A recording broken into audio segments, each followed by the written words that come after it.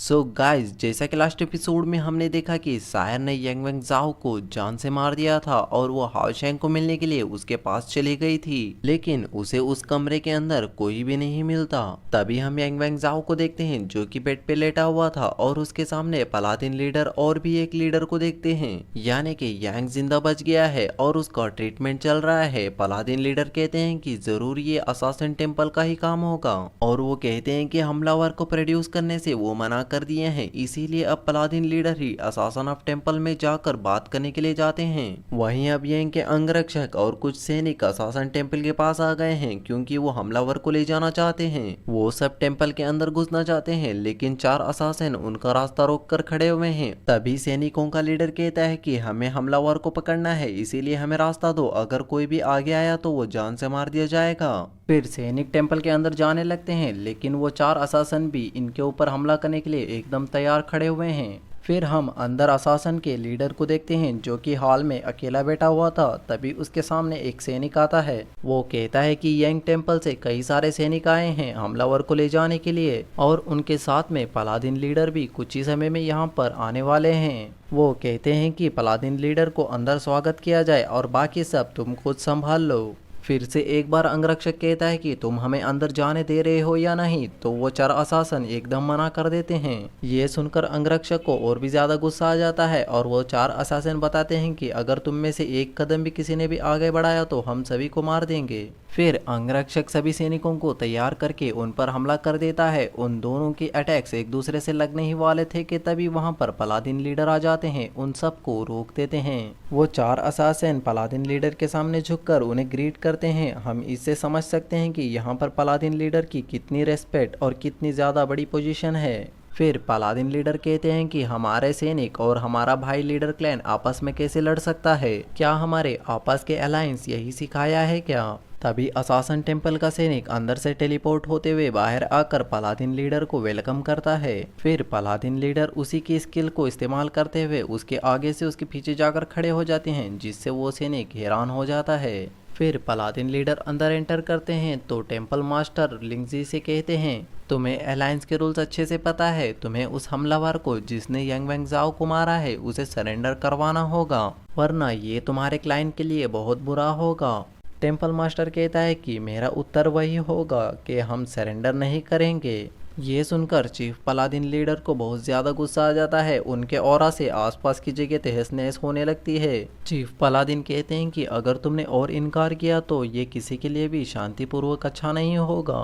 अगर तुम्हें हमारे अलायंस के साथ में जुड़े रहना होगा तो तुम्हें हमलावर को ढूंढने में हमारी मदद करनी होगी। अगर तुमने ऐसा नहीं किया तो हमारे सैनिक तुम पर हमला कर देंगे और चारों ओर खून की होली खेले जाएगी और तुम्हारा टेम्पल भी पूरा खून से भर जाएगा।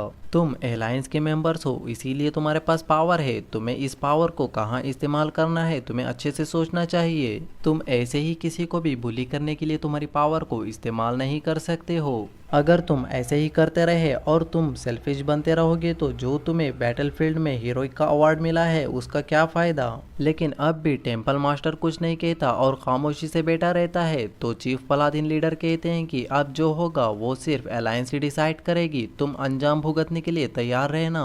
अब हम तुम्हारे बैकग्राउंड के बारे में भी सोचेंगे नहीं और तुम पर एकदम बहुत भयानक तरीके से हमला करेंगे, उस हमले के लिए तैयार रहना। ये कहकर चीफ पलादिन वहां से जाने लगते हैं। तभी टेम्पल मास्टर कहता है कि तुम आज भी चीज़ों को क्लियरली नहीं देख सकते, तुम तो वो हो, तुम्हारे ग्रैंडसन को ही तुम नाइट टेम्पल से बाहर निकाल दिए थे। फिर वो पलादिन के सामने आकर खड़ा हो जाता है और कहता है कि मैं तुम्हें बता सकता हूँ क्यों हमने सरेंडर करने से इनकार कर दिया, लेकिन तुम्हें वादा करना होगा तुम्हें इस बात को कुछ डिवाइन सील के नाइट को छोड़कर किसी को नहीं बतानी है। जिस पर चीफ पलादिन मान जाता है। वो कुछ मंत्र पढ़ते हुए प्रतिज्ञा लेने लगता है। वो कहता है कि आज मैं जो सुनूंगा वो किसी को नहीं बताऊंगा, अगर मैंने किसी को भी बताया तो मेरी आत्मा और मेरा शरीर जलकर भस्म हो जाएगा। अब असासन लीडर बोलना शुरू करता है। वो कहता है कि आज से 3000 साल पहले मेरे असासन टेम्पल के अंदर कोई पैदा हुआ था जिसकी इनेट सोल पावर 91 पॉइंट के साथ पीक पर थी। उसे रीबॉर्न चाइल्ड कंसिडर किया गया था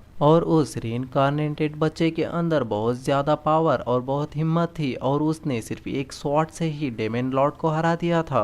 और डेमन और हमारे बीच में फेसफुल बहुत बड़ी बैटल हुई थी जिसके अंदर वो मारा गया था, लेकिन एम्परर डेमन गॉड को भी बहुत ज़्यादा घायल कर दिया था। मनुष्य के इतिहास में ये पहली बार ऐसा हुआ था कि किसी ने ह्यूमन ने डेमन गॉड एम्परर को इतना हद तक मारा था, लेकिन 3000 साल पहले से अब तक कोई भी ऐसा पैदा नहीं हुआ था। लेकिन रीइंकार्नेटेड स्केयर लेडी इस दुनिया में पैदा हो गई है और उसकी इननेट सोल पावर 100 पॉइंट्स पर पहुंच गई है। ये सुनकर पलादिन लीडर हैरान हो जाते हैं और कहते हैं कि क्या तुम सच कह रहे हो, जिसने हमला किया था वो रीइंकार्नेटेड होली लेडी है। टेम्पल मास्टर कहता है कि तो तुम अब क्या समझे, क्यों हम हमलावर को तुम्हें दे नहीं रहे थे? वो 3000 साल पुराना छूटा हुआ अधूरा काम पूरा कर सकती है। अब वो इस डार्क एज के लिए एक आशा की किरण के समान है। अब फिर चीफ पलादिन याद करने लगते हैं कि कैसे डेमन्स और ह्यूमंस में आज तक फाइट होती आ रही है और उसी में से एक बैटल में उसके बेटे और बहू को खो दिया था। इस वजह से उसका पोता अनाथ हो गया था। अब वो सोचने लगते हैं कि क्या अब सच में डेमन्स के साथ फाइट अब हमारी खत्म हो जाएगी। अब चीफ पलादिन पूछते हैं कि अच्छा, तो सच में ऐसा है तो तुमने उसे अच्छे से शिक्षा क्यों नहीं दी? उसे मॉडल ऑफ वैल्यूज के बारे में क्यों नहीं बताया गया? उसने उसकी पावर का मिसयूज किया, इसके जिम्मेदार सिर्फ तुम हो। तुमने उसे बिगाड़ दिया है। वो भला फ्यूचर में ह्यूमैनिटी को कैसे लीड कर सकती है? भला वो कैसे फ्यूचर में इंसानियत को बचा सकती है? तो टेम्पल मास्टर कहता है कि तुम नहीं समझोगी। तो चीफ पलादिन कहते हैं कि क्यों भला मैं नहीं समझूंगा, ये उसकी डेस्टिनी है। उसे डेमन लॉर्ड को हराकर ह्यूमैनिटी को बचाना है। वो इन पावर से पैदा हुई है, इसीलिए उसे रेस्पॉन्सिबिलिटी लेनी ही होगी। तभी टेम्पल मास्टर कहता है कि मुझे एक लीडर ने सेम ऐसे ही बात कही थी, लेकिन मैंने बहुत सोचा, फिर मैंने पाया कि कभी भी हमने उनके अंदर की इनर वॉइस को कभी सुना ही नहीं। हमने उनसे पूछा ही नहीं कि तुम फ्यूचर में क्या बनने वाले हो। हम उनके डेस्टिनी के नाम पर हम ही खुद ही उनके डेस्टिनी को चुन देते हैं। क्या हम ये सही करते हैं? रीइंकार्नेटेड सीएन ताकतवर योद्धा जल्दी से बनने के लिए उसे जन्म के समय असासिन टेम्पल का बहुत ज्यादा मुश्किल अक्रूवल टेस्ट देना पड़ता है। 6 पास ऑफ रीइंकार्नेशन की वजह से उसने उस हेल के अंदर उसके 6 सेंस को खो दिया था। इस वजह से उसके इमोशंस भी गायब हो गए थे। लेकिन कुछ साल पहले जब वो छोटी थी तो उसे एक लड़का मिला, फिर उसके इमोशंस वापस आने लगे, फिर उसका दिल ह्यूमन बीइंग की तरह वापस से धड़कने लगा। वो लड़का कोई और नहीं हाओ शैंग ही था। ये सुनकर पलादिन लीडर को बहुत बड़ा शॉक लग जाता है। उन्हें अब रिग्रेट भी होने लगता है क्योंकि उन्होंने भी उसके पोते के साथ बिल्कुल ऐसा ही किया था। क्योंकि उसने मेरे एक्सपेक्टेशंस पर खड़ा नहीं उतरा, इसीलिए मैंने उसे अपने घर से ही निकाल दिया। ये जानते हुए भी कि उसके सर के ऊपर उसके माता पिता का हाथ नहीं है, फिर भी मैंने उसके साथ ऐसा किया। उसके ग्रैंडसन ने भी कहा था कि कभी भी आपने मेरे दिल की बात को जानी ही नहीं, हमेशा आप दूसरों से कंपेयर ही करते रहे। फिर चीफ पलादिन वहां से जाने लगते हैं और कहते हैं कि मैं इस बात को किसी और से नहीं बताऊंगा। और उसे कैसे टीच कर रहे हो और उसे कैसी शिक्षा दे रहे हो, मैं उस मैटर में भी इंटरफेयर नहीं करूंगा। लेकिन एक बात याद रखना, अगर तलवार में धार नहीं है तो वो हमें ही चोट पहुंचाएगी और उस चोट का कोई इलाज नहीं होगा। फिर चीफ पलादिन बाहर आकर सभी सैनिकों को वापस चलने के लिए कहते हैं। ये सुनकर सभी लोग हैरान हो जाते हैं, लेकिन किसी में भी हिम्मत नहीं कि वो चीफ पलादिन से पूछे। वहीं अब दूसरी तरफ सायर हाओशैंग के रूम में थी, वहां पर हाओशैंग नहीं था। हाओशैंग बाहर तो सायर के पास जा रहा था और सायर के बॉडीगार्ड्स भी हाओशैंग को खोज रहे थे, लेकिन उसे नहीं मिल पा रहा था। अब सायर भी हाओशैंग को ढूंढने के लिए चली जाती है। वहीं अब हम हाओशैंग को देखते हैं जो सायर को याद करता हुआ उसी जगह पर आ जाता है। उसे चोट लगने की वजह से वो होश में भी नहीं था, इसीलिए वो खाई में गिरने लगता है। लेकिन तभी उसे सायर देख लेती है और उसे जाकर कैच कर लेती है और यहीं ये एपिसोड खत्म होता है।